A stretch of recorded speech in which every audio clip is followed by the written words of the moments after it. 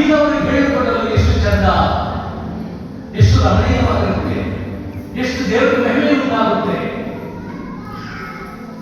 ಆದ್ದರಿಂದ ದೇವರನ್ನು ಪ್ರಾರ್ಥನೆ ಆಲಿಸಲು ತಡ ಮಾಡುವುದಿಲ್ಲ. ನಾವು ನಮ್ಮನ್ನು ದೇವರಿಗೆ ಸಂಪೂರ್ಣ ಒಪ್ಪಿಸಿಕೊಳ್ಳೋದಕ್ಕೆ ಮಾತ್ರ ನಾವು ತಡ ಮಾಡ್ತೇವೆ. ಆ ತಡವೇ ನಮ್ಮ ಪ್ರಾರ್ಥನೆಗೆ ಅಡ್ಡಿಯಾಗಿರುತ್ತೆ.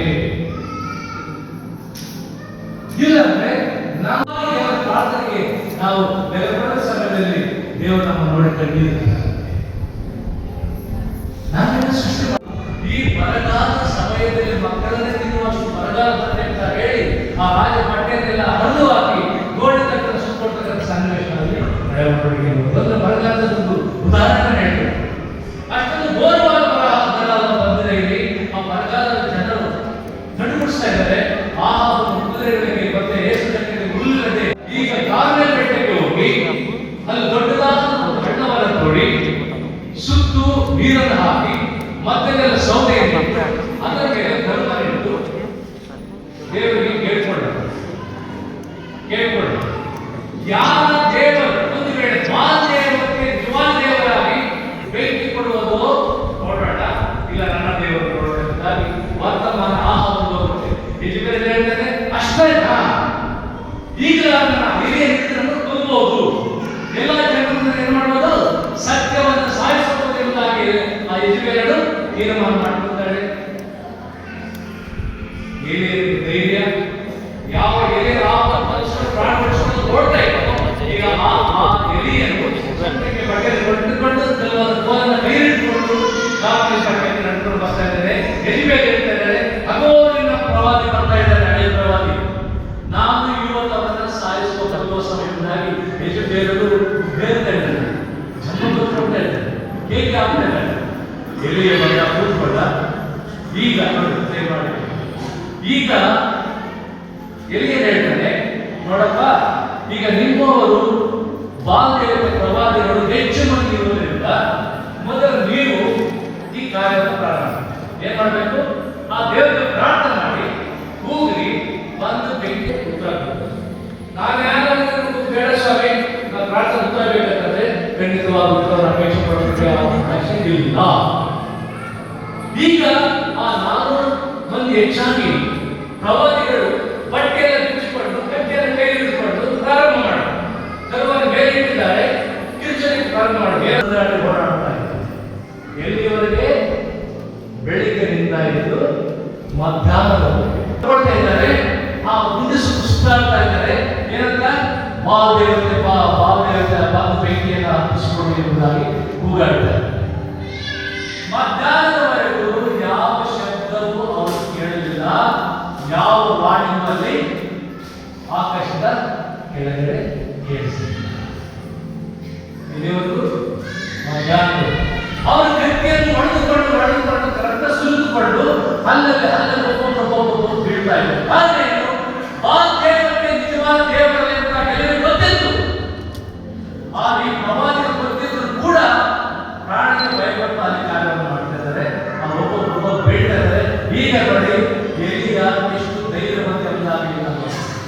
ಯಾವ ಎಲಿಯನ್ನು ಪ್ರಾಣವನ್ನು ಉಳಿಸಿಕೊಳ್ಳಲು ದೂರ ಇದ್ದನು ದೇವರ ವಾಗ್ದಾನ ಕೊಟ್ಟ ಮೇಲೆ ಏನ್ ಮಾತಾಡ್ತಾರೆ? ವರ್ಷ 27 ವರ್ಷದಲ್ಲಿ ಮಧ್ಯಾಹ್ನದ ನಂತರ ಎಲಿಯನವರನ್ನು ಪರಿಹಾಸ್ಯ ಮಾಡಿ ಗಟ್ಟಿಯಾಗಿ ಕೂಗಿರಿ, ಅವರು ದೇವರಾಗಿರ್ತಾರಲ್ಲ, ಈಗ ಒಂದು ವೇಳೆ ಅವರ ಧ್ಯಾನದಲ್ಲಿರಬಹುದು, ಇದರ ಯಾವ ಕೆಲಸದಲ್ಲಿ ಅಥವಾ ಪ್ರಯಾಣದಲ್ಲಿರಬಹುದು, ಅದು ಇಲ್ಲದಿದ್ದರೆ ನಿದ್ರೆ ಮಾಡಿಸುವ ಎಚ್ಚರವಾಗಿರಬೇಕೆಂಬುದಾಗಿ ಕೂಗಿರಿ ಎಂಬುದಾಗಿ ಎಲ್ಲಿಂದ ಬಂದು ಎಲೆಯಲ್ಲಿ ಇದೆ. 100 ಮಂದಿ ಬಂದಿದ್ದಾರೆ, ಒಬ್ಬರಿಗೆ ಇದ್ದಾರೆ. ಇಷ್ಟು ಧೈರ್ಯವಾಗಿ ಮಾತನಾಡಬೇಕಾದ್ರೆ ಎಲ್ಲಿಂದ ಒಂದು ಧೈರ್ಯ? ಗೊತ್ತುಂಟು ಅವ್ರು ಮಾಡ್ತಕ್ಕಂಥ ಧ್ಯಾನ, ಪೂಜೆ, ಪುರಸ್ಕಾರ ಎಲ್ಲರೂ ಸುಳ್ಳೆಂಬುದಾಗಿ ಬರೆಯುವಾಗಿತ್ತು. ಹಾಗಾಗಿ ಬೇರೆಯವರು ಕೊಡ್ತಾರೆ. ಈಗೆಲ್ಲವೂ ಚಿತ್ರವಾಗಿದೆ, ಎಲ್ಲ ಬಿದ್ದೋಗಿದೆ, ಎಲ್ಲ ಕೇಳ್ತಾ ಇದ್ದಾರೆ. ಈಗ ಯಾರ ಸತಿ ಇವಾಗ ಅವರು ಇದಲ್ಲದೆ ಕಟ್ಟಿಗೆಯನ್ನು ವೇದಿಕೆ ಮೇಲೆ ಕ್ರಮಪಡಿಸಿ ಒಲಿಸಿ ದುಡ್ಡು ಮಾಡಿ ಅದರ ಮೇಲೆ ಅನಂತರ ಜನರಿಗೆ 4 ಕೊಡ ನೀರನ್ನು ತುಳಿಸಿ ಸುತ್ತ ತುಳಿಸಿ ಮೇಲೆಗಡೆ ಆ ಹೋಳಿಗೆಯನ್ನು ಇಟ್ಟು ಗರ್ವನ ಇಟ್ಟು ಈಗ ಎಲಿಯನ್ನು ಪ್ರಾರ್ಥನೆ ಮಾಡತಕ್ಕಂಥ ಸಮಯ. ದಯಮಾಡಿ ಗಮನ ಇಡ್ತೀವಿ. ಎಲಿಯ 40 ದಿನ ಪ್ರಾರ್ಥನೆ ಮಾಡಿದೆ, 40 ವರ್ಷದ ಪ್ರಾರ್ಥನೆ ಮಾಡಿ, 4 ಗಂಟೆಗೆ ಪ್ರಾರ್ಥನೆ ಮಾಡಿ. ನಮ್ಮ ಪ್ರಾರ್ಥನೆಗೆ ಜವಾಬು ಉತ್ತರಿಸಬೇಕಂದ್ರೆ ಈ ಪ್ರಾರ್ಥನೆ ತುಂಬಾ ಕ್ಷೇಮವಾಗಿದೆ. ಏನ್ ಪ್ರಾರ್ಥನೆ ಮಾಡ್ತಾನೆ? 3 ವಿಷಯ ಪ್ರಾರ್ಥನೆ. ಎಷ್ಟು ವಿಷಯ? 3 ವಿಷಯ. ದೇವರೇ, ನಾನು ನಿನ್ನ ನಿಜವಾದ ದಾಸನಾಗಿದ್ದೀನಿ ಗೊತ್ತು. ನೀನು ನನ್ನ ದೇವರಾಗಿದ್ದೀಯಾಗಿ ನನಗೆ ಗೊತ್ತು. ಈ 2 ವಿಷಯವನ್ನು ಜನರಿಗೆ ತೋರ್ಪಡಿಸು. ಹಲ್ಲೆಲೂಯಾ. ದೇವರ ನಾವು ಪ್ರಾರ್ಥನೆಗೆ ದೇವರ ಉತ್ತರ ಸಿಗಬೇಕಂದ್ರೆ 3 ವಿಷಯ ಬೇಕು. ದೇವರು ಯಾರೆಂಬುದಾಗಿ ಸಂಪೂರ್ಣವಾಗಿ ಅದನ್ನು ನಾವು ಅರ್ಥ ಮಾಡಿಕೊಂಡಿರಬೇಕು. ನಾನು ಯಾರೆಂಬುದಾಗಿ ದೇವರಿಗೆ ಸಂಪೂರ್ಣ ಪರಿಚಯ ಆಗಿರಬೇಕು. ನನ್ನ ಕೇಳಿದ ಪ್ರಾರ್ಥನೆ ಸಲ್ಲಿಸಿ ದೇವರು ಬೇಕು. ಒಬ್ಬ ಸ್ನೇಹಿತರು ಮನೆ ಕಟ್ತಾರೆ, ಮನೆ ಕಟ್ಟಿರ್ತಾರೆ. ಅದರಲ್ಲಿ 5 ರೂಮ್ ಕಟ್ಟಿರ್ಬೇಕು.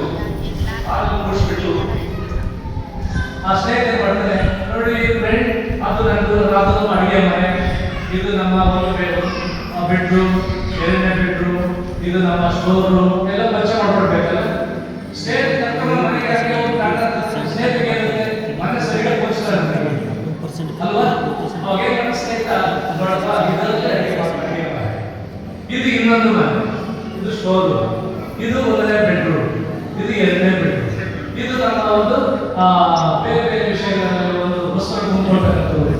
ಒಂದೊಂದು ರೂಮ್ ಪರಿಚಯ ಮಾಡಿಕೊಂಡು ಒಬ್ಬಕ್ಕೆ ಆಟದಾಗ ಸ್ನೇಹಿತ ಮಾಡ್ತಾನೆ, ತುಂಬಾ ಸಂತೋಷ, ಎಲ್ಲರೂ ಪರಿಚಯ ಮಾಡ್ಕೊಡ್ತೇವೆ. ನೋಡಿದ್ರೆ ತುಂಬಾ ಚೆನ್ನಾಗಿ ವೆರಿ ಗುಡ್ ಅಂತ ಕೊಡ್ತಾರೆ. 5 ರೂಮಲ್ಲಿ ಎಲ್ಲರೂ ರೂಮ್ ಬೀಗ ಹಾಕ್ಬಿಟ್ಟು ಆ ರೂಮ್ ತೋರಿಸ್ತಾ ಇದ್ದು ಅವನನ್ನು ಕಳಿಸ್ಬಿಟ್ರೆ ಸ್ನೇಹಿತರು 4 ರೂಮ್ ಮಾಡಿರ್ತಕ್ಕಂಥದ್ದು ಅವನಿಗೆ ಯಾವ ಇದಿರೋದಿಲ್ಲ, ಯಾವ ಮನಸ್ಸು ಬರ್ತಾ ಇರುತ್ತೆ. 5 ರೂಮಲ್ಲಿ ಏನಿತ್ತು ನಮ್ಮ ಬೀಗ ತೆಗಿಲೇ ಇಲ್ಲ, ಆ ಪರಿಚಯ ಮಾಡ್ಕೊಳ್ಳೇ ಇಲ್ಲ, ಅದಕ್ಕೆ ತೋರಿಸ್ತಾರೆ. ಇದು ಬರೀತಾ ಇರುತ್ತೆ.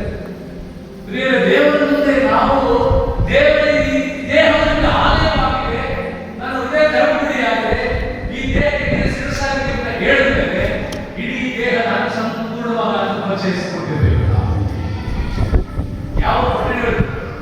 ಸುಳ್ಳಾಡುವ ಕೊಠಡಿ, ಚಾಟಿ ಹೇಳುವ ಕೊಠಡಿ, ಹೊಟ್ಟೆ ಕಿಚ್ಚಿಕೊಳ್ಳುವ ಕೊಠಡಿ, ದ್ವೇಷ ಮಾಡ್ತಕ್ಕಂಥ ಕೊಠಡಿ, ಕಳ್ಳತನ ಮಾಡುವ ಕೊಠಡಿ, ಇನ್ನೊಬ್ಬರ ಮೇಲೆ ತಪ್ಪಲಿಸುವ ಕೊಠಡಿ, ಏನೇನು ದೇವರು ವಿರುದ್ಧವಾಗಿರ್ತಕ್ಕಂಥ ನಮ್ಮಲ್ಲಿ ಕಾರ್ಯ ಮಾಡ್ತಿರ್ತವೆ. ಅವೆಲ್ಲ ದೇವ ಸಂಪೂರ್ಣ ಗೌರವಿಸಿಕೊಟ್ಟಾಗ ದೇವರು ನಾವು ಯಾರು ಗೊತ್ತುಂಟೆ ಧೈರ್ಯವಾಗಿ ನಾವು ಹೇಳ್ಬೋದು. ಹಲ್ಲೆಲೂಯಾ. ಅದು ಈ ಎಲಿಯ ಮಾಡಿ ಏನ್ ಮಾಡ್ತಾರೆ? ನೀನು ಯಾರೆಂಬುದಾಗಿ ನನಗೆ ಗೊತ್ತು, ನಾನು ಇನ್ನೊಬ್ಬರಿಗೆ ಹೇಳಿಕೊಡಲು ಎಷ್ಟು ಚಂದ, ಎಷ್ಟು ರಮಣೀಯವಾಗಿರುತ್ತೆ, ಎಷ್ಟು ದೇವರ ಮಹಿಮೆ ಉಂಟಾಗುತ್ತೆ. ಆದ್ದರಿಂದ ದೇವರನ್ನು ನಮ್ಮ ಪ್ರಾರ್ಥನೆ ಆಲಿಸಲು ತಡ ಮಾಡುವುದಿಲ್ಲ. ನಾವು ನಮ್ಮನ್ನು ದೇವರಿಗೆ ಸಂಪೂರ್ಣ ಒಪ್ಪಿಸಿಕೊಳ್ಳೋದಕ್ಕೆ ಮಾತ್ರ ನಾವು ತಡ ಮಾಡ್ತೇವೆ. ಆ ತಡವೇ ನಮ್ಮ ಪ್ರಾರ್ಥನೆಗೆ ಅಡ್ಡಿಯಾಗಿರುತ್ತೆ.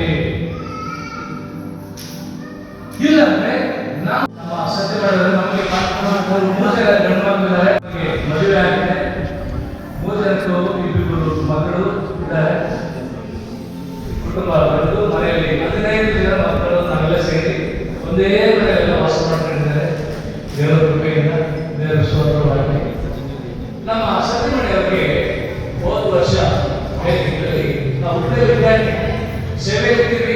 ಯಾವಾಗ ಶೋಧನೆ ಬರ್ತಕ್ಕಂಥ ದೇವರ ಕಾರ್ಯದಲ್ಲಿ ಹೆಚ್ಚು ಯಾವಾಗ ಕೊಡಬೇಕು ಆ ಶೋಧನೆ ಹೆಚ್ಚಾಗುತ್ತೆ.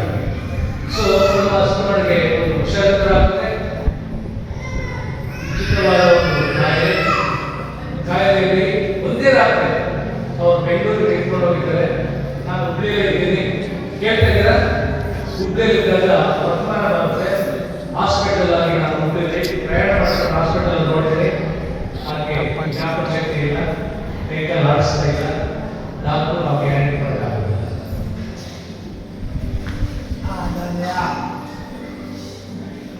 ಆಮೇಲೆ ನಾವು ಏನ್ ಮಾಡ್ತೀವಿ? 20 ವರ್ಷ 3 ಜನ ಮಕ್ಕಳ ಜೊತೆಯಲ್ಲಿ ಇದ್ದಾರೆ.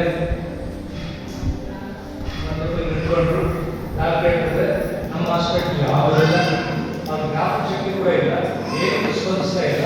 ನಾವು ಗ್ಯಾರಂಟಿ ಕೊಡೋದಿಲ್ಲ. ಇಷ್ಟಪಟ್ಟು ಇಷ್ಟ ಇಲ್ಲ. ಮೂರು ಮಕ್ಕಳು ಬಂದು ಕಣ್ಣೀರು ಇಷ್ಟ ಇದೆ.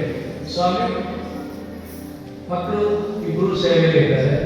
ನಮ್ಮ ನಾನು ಸೇವೆಯಲ್ಲಿ ಓಡಾಡ್ತಾ ಇದ್ದೀವಿ. ಕುಟುಂಬ ಯಾರಿಂದಾಗಿ ನೀವು ಗೊತ್ತು ಸ್ವಾಮಿ. ನೀವು ಯಾರಿಂದ ನಡ್ಕೊಂಡು ನಿಮ್ಮನ್ನ ಬಂದಿದ್ದೀರಿ, ನಾವೇನಿಂದ ನಿಮ್ಗೆ ಗೊತ್ತು. ಈ ಒಂದು ಸತ್ಯ 100 ಜನ ವೈದ್ಯರು ಏನಿದ್ರು ನಾವು ಕೇಳೋದಿಲ್ಲ. ಈ ಒಂದು ಸತ್ಯವನ್ನ ನೀನು ಇರುವಿಕೆಯಿಂದ ನಿನ್ನ ಚಿತ್ತವನ್ನ ಏನೆಂಬುದಾಗಿ ಜನರಿಗೆ ತೋರಿಸು. 4-5 ಸಿಕ್ಕೊಂಡಿದ್ದೀವಿ. ಬೆಂಗಳೂರು ಹೋಗ್ಬೇಕು. ಇಮಿಡಿಯೇಟು ಏನೋ ಕಾಂಗ್ರೆಸ್ ಬಂದು ಅವ್ರು ತೆಗೆದುಕೊಂಡು ಬೆಂಗಳೂರು ಬ್ಯಾಪ್ಟಿಸ್ಟ್ ಹಾಸ್ಪಿಟಲ್ ಬೆಂಗಳೂರು ಹೋಗ್ತಿರ್ಬೇಕು. ಅಲ್ಲಿ ಹೋದಾಗ ದೊಡ್ಡ ದೊಡ್ಡ ಡಾಕ್ಟರ್ ಅವರೆಲ್ಲ ಒಂದು ಕೌನ್ಸಿಲಿಂಗ್ ಮಾಡ್ತಾರೆ. ಎಲ್ಲ ಎಕ್ಸ್ರೇ ಸ್ಕ್ಯಾನ್ ಏನೇನೋ ಮುಗಿದಾಗ ಮತ್ತೆ ಅವರು ಅದೇ ಮಾಡ್ತಾರೆ. ಅದಕ್ಕೆ ವಿಶ್ವಾಸ ಅವತ್ತು ರಾತ್ರಿ ಕೌನ್ಸಿಲಿಂಗ್ ಏನೇನಾದ್ರು ನೋಡಿ, ನಾವೇನೇನೋ ಕಷ್ಟಪಟ್ಟು ಏನೇನೋ ಮಾಡಿ ಉಳಿಸಿದ್ರು ಕೂಡ ಅವರಿಗೆ ಇಲ್ಲಿ ಓದ್ ಮಾಡಬೇಕು. ಎಲ್ಲಿ ಇಲ್ಲಿ ಓದ್ ಮಾಡಬೇಕು. ಆ ಓದಿಂದ ಅವರಿಗೆ ಏನಿದೆಲ್ಲ ಕೊಡಬೇಕಾಗುತ್ತೆ. ಹಾಗೆ ಬರ್ಕೊಟ್ರೆ ಆ ಓದ್ ಮಾಡಿ ಜೀವನ ಪರ್ಯಂತ ಅವರಿಗೆ ಮಾತಾಡಕ್ಕೆ ಆಗೋದಿಲ್ಲ. ಏನ್ ತಿಂದ್ರು ಕುಡಿದುಕೊಳ್ಳೋದಿಲ್ಲ ಅಂತ ಸಂದೇಶ ಇರುತ್ತೆ. ನೀವು ಓಕೆ ಮಾಡಿ ಕಂಟಿನ್ಯೂ ಮಾಡಿ ಅಂತಂದ್ರೆ ನಾವು ಏನ್ ಮಾಡ್ತೀವಿ, ಟ್ರೀಟ್ಮೆಂಟ್ ಸ್ಟಾರ್ಟ್ ಮಾಡ್ತೀವಿ. ನಮ್ಗೇನು ಇದೀಗ ಭಾಗವೂ ಕೂಡ ತಂದೆ ಈ ಕಾರ್ಯವನ್ನು ನೆರವೇರಿಸುವುದಿಲ್ಲ, ಪ್ರಾರ್ಥಿಸಲ್ಪಟ್ಟು ನಂಬಿದ್ದೇವೆ, ಆ ನಂಬಿಕೆ ಸಹಿ ಆಗ್ತದೆ ಎಂಬುದಾಗಿ ಹೇಳಿ ಸಹಿ ಆಗ್ತದೆ. ಕರ್ಕೊಂಡೋದು ಇಡೀ ರಾತ್ರಿ ಅಲ್ಲಿ ಫೋನ್ ಮಾಡೋದಕ್ಕೆ ನಮಗೆ ಸುಮಾರು 15,000 ವಸ್ತು ಇಲ್ಲವಲ್ಲ ಎಲ್ಲ ಕಳಿಸ್ಕೊಟ್ಟು ಎಲ್ಲ ಇದು ಮಾಡ್ಕೊಂಡ್ರೆ ಬೆಳಿಗ್ಗೆ 8 ಗಂಟೆಗೆ ಆಪರೇಷನ್.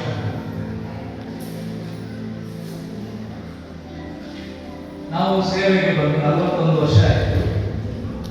ನಾವು ಮದುವೆ ಆಗಿದ್ದು ನಾನು 20 ವರ್ಷ, ಆಕೆಗೆ 18 ವರ್ಷ. ಆಗಿನ ವೈಭವದಲ್ಲಿ ನಾವು ಸೇವೆಯಲ್ಲಿ ಇದ್ದೀವಿ. ಸೇವೆ ಬಿಟ್ಟು ಮತ್ತೆ ಬಂದಿಲ್ಲ.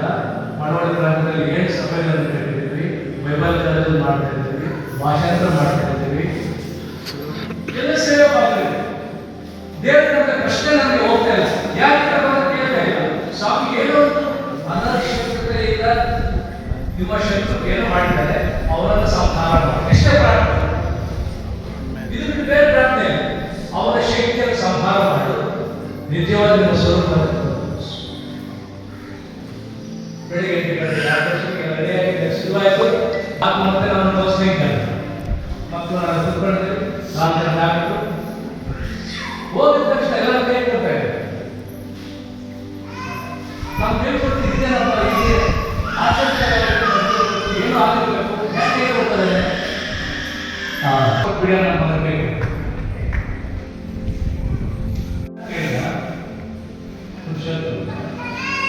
ಒಂದು ರಾತ್ರಿ ಏನು ಆಶ್ಚರ್ಯ ಆಯ್ತು ನಮ್ಗೆ ಗೊತ್ತಾಗಲಿಲ್ಲ. ನಿನ್ನೆ 12 ಗಂಟೆ ಹೋಗಿ ಎಲ್ಲ ಸಿದ್ಧಪಡಿಸ್ಕೊಂಡಿದ್ವಿ, ಎಲ್ಲ ರೆಡಿ ಆಗಿದೆ. ಆಮೇಲೆ 12 ಗಂಟೆ 1-2 ನಿಮಿಷ ಆಗ ಆ ಕೊಡ್ತಕ್ಕಂಥ ದೋಸರಿಗೆ ಅಂತ ಉಸಿರಾಡಿದ್ರು. ಆಗಲಿಂದ ಈಗ ಮೆಡಿಕೇಶನ್ ನಡೆದಿದೆ, ಈಗ ಆರಂಭ ಆಗಿದ್ದಾರೆ. ಮದುವೆ ಆಗಿದ್ರು, ಮಕ್ಕಳಾಗಿದ್ರು, ಮೊಮ್ಮಕ್ಕಳಾಗಿದ್ರು, ಇಷ್ಟು ದೊಡ್ಡ ಕುಟುಂಬ ಆಗಿದ್ರು ಸೇವೆ ನಾವು ಇದಕ್ಕೆ ಹೋಗಕ್ಕಾಗಿಲ್ಲ, ಇದು ಕೂಡ ಹೋಗೋದು ಇಲ್ಲ. ಆ ಸತ್ಯ ಈ ನ್ಯಾಯದಿಂದಾಗಿ ಈ ಕಾರ್ಯಕ್ರಮವನ್ನು ತೋರಿಸಿಕೊಳ್ಳುವುದಾಗಿ ಆ ಇಡೀ ರಾತ್ರಿ ಪ್ರಾರ್ಥನೆಗೆ ಫಲಿತಾಂಶವೇ ಆ ಮನೋಜೀವನಕ್ಕೆ ಸಾಧ್ಯ.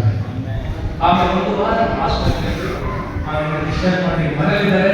ಆರಾಮ ಮಕ್ಕಳು ಮಾತಾಡ್ಕೊಂಡು ಆಟಾಡಿಸ್ಕೊಂಡು ಚೆನ್ನಾಗಿ ಆರಾಮಾಗಿದೆ. ದೇವರಿಗೆ ಸ್ತೋತ್ರ. ಹಲ್ಲೆಲೂಯಾ. ಆಮೆನ್. ಹಲ್ಲೆಲೂಯಾ. ನಮ್ಮ ಮನಸ್ಸಿಗೆ ದೇವರು ಯಾರು ಎಂಬುದಾಗಿ ಅದು ಸ್ಥಾನವನ್ನು ಪದೇ ಪದೇ ನಾವು ಜ್ಞಾಪಿಸುತ್ತಾ ಇದ್ದಾರೆ.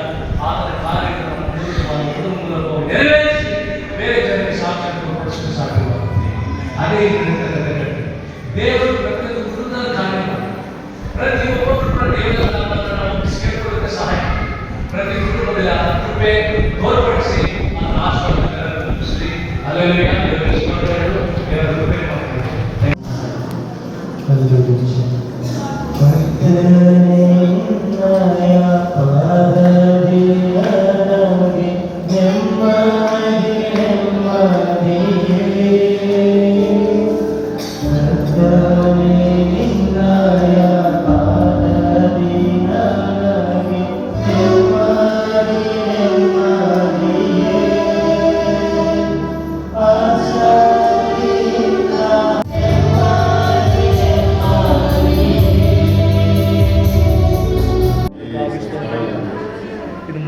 ನಿಮ್ಮ ಕೃಪೆ ಆಶೀರ್ವಾದಗಳು ಮಕ್ಕಳ ಮೇಲೆ ತುಂಬಿಸು. ಅದೇ ರೀತಿ ಮಾಡು.